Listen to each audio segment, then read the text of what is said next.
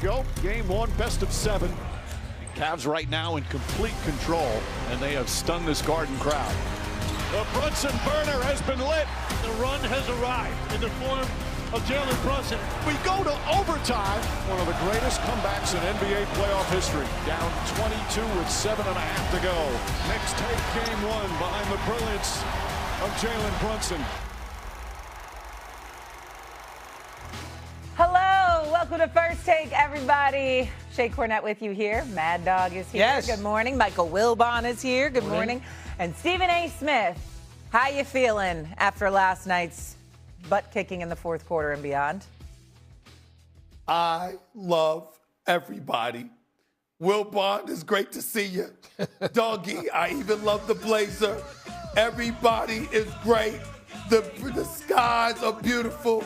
It's sunshine. It's orange and blue skies, baby. Oh, this is a beautiful feeling. It's a beautiful, beautiful morning in the neighborhood, everybody. I just wanted to say that. I love everybody. To everybody. I hope everybody's great.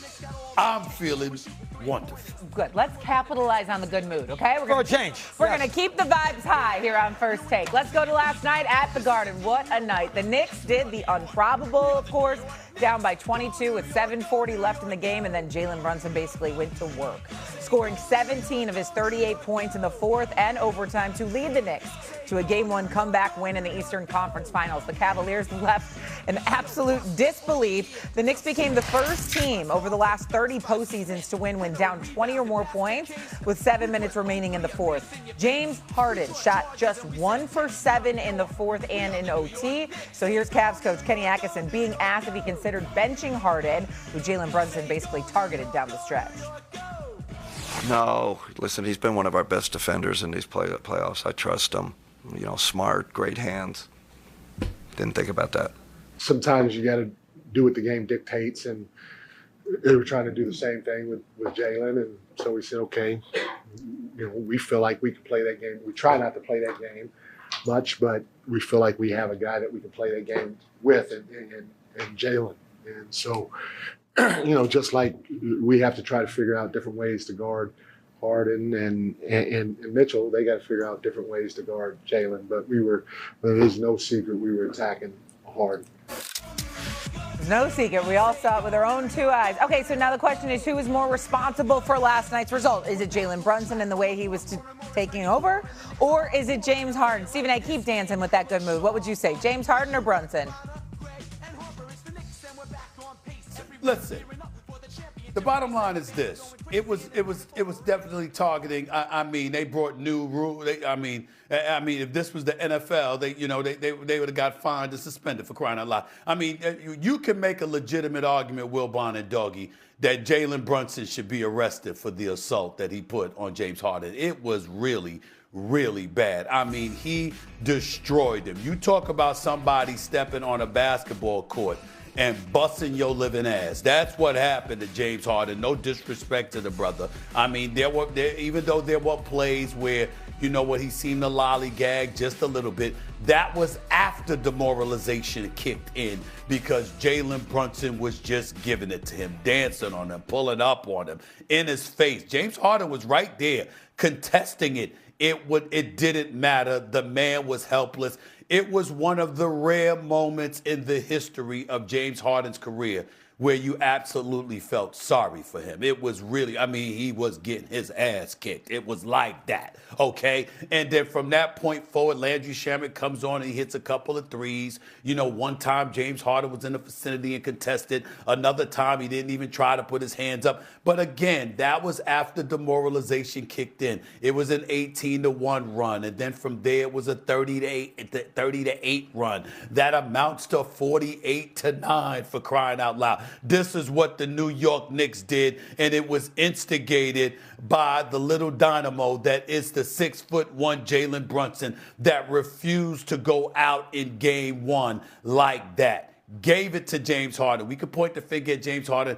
I think the egregious part of the evening was with Coach Kenny Atkinson for a bevy of errors he made, not utilizing timeouts, sitting up there with that ridiculous, utterly ridiculous soundbite talking about he trusted James Harden. Damn, watch the game, see the flow of the game, recognize your boy is getting completely abused, call a timeout, change schemes defensively, do something to show him, to help him out. Not only was he abused and assaulted by Jalen Brunson, but he was also neglected by his coach, who showed no sympathy whatsoever and left him on an island to handle his own business, which he was clearly incapable of handling. I don't know if James Harden's going to recover from this. I ain't going to lie to you. Because when you get your ass kicked like that, the only way to come back from that is to make sure that you're prolific offensively, and we haven't seen that from James Harden for the most part in these playoffs. The credit to this, however, more responsible for the Game 1 result was Brunson, not Harden. It's Kenny Atkinson. Period. It's the most Jalen Brunson's great. We've seen Jalen Brunson do this before. He's going to do it again. You can't do it if you call a time. You have to slow. There's 4 reasons you have to slow momentum. You don't go 18-1 with 4 timeouts initially, and you're going to lose 2 of them at 3 minutes. You're going to lose them. He didn't call either one of those. 18-1 run. The Knicks players were sort of slow getting back at first because they thought, okay, he's going to call timeout now. He didn't. And they're like, okay, well, we'll roll with this. Oh, he's going to call timeout after 2 more baskets. No, he never did. You just played a game 7. Your guys are tired. You need to help them. Coaches talk all the time about putting their players in the best position possible. He didn't do any of that. Not only that, you got James Harden. You've got to get him away from Jalen Brunson. Didn't do that.